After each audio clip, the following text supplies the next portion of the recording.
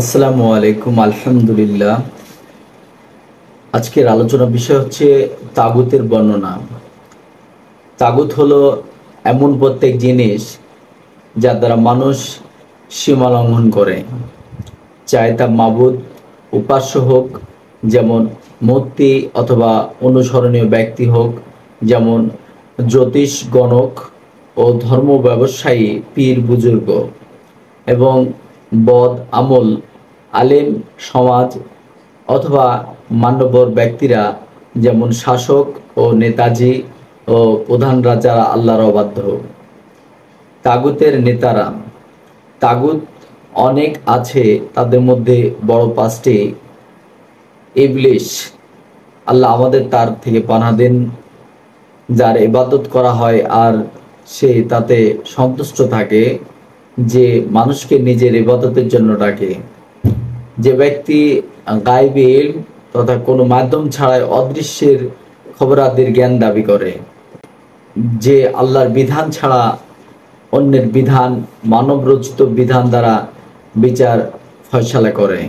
আল্লাহ পাক সূরা বাকারা 297 নম্বর আয়াতে বলেন, আউযু বিল্লাহি মিনাশ শাইতানির রাজীম, বিসমিল্লাহির রহমানির রহিম, আল্লাহু ওয়ালিউল্লাযীনা আমানু ইখরিজুহুম মিনাজ যুলুমাতি ইলান নূর ওয়াল্লাযীনা কাফারু আউলিয়াউহুমুত তাগুত ইখরিজুনাহুম মিনান নূরি ইলা যুলুমাতি উলাইকা আসহাবুন নার হুম ফিহা খালিদুন।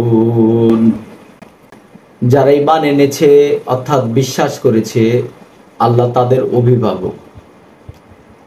আল্লাহর প্রতি বিশ্বাস করেছে, নবী রাসূলের প্রতি বিশ্বাস করেছে, নবী রাসূলের প্রতি অবতীর্ণ কিতাবের প্রতি বিশ্বাস করেছে, পরকালকে বিশ্বাস করেছে, জান্নাত জাহান্নামকে বিশ্বাস করেছে, ফেরেশতাদের প্রতি বিশ্বাস করেছে, অর্থাৎ অদৃশ্যের প্রতি বিশ্বাস করেছে।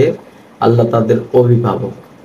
তিনি তাদেরকে অন্ধকার থেকে আলোর দিকে বের করে আনেন। আর যারা কুফরি করে, অর্থাৎ পরকালের সমস্ত বিষয়ে অবিশ্বাস করে, আল্লাহকে অবিশ্বাস করে, আল্লাহ নেই,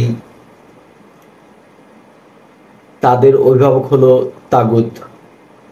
অর্থাৎ আল্লাহ ছাড়া যারা, যে সকল ব্যক্তিরা অন্য কারো উপাস্য করে, অন্য কারো কাছে চায় এবং আল্লাহর অংশীদার বানায়, তারা তাদেরকে আলো থেকে বের করে অন্ধকারে নিয়ে যায়। তারা আগুনের অধিবাসী, সেখানে তারাই স্থায়ী হবে।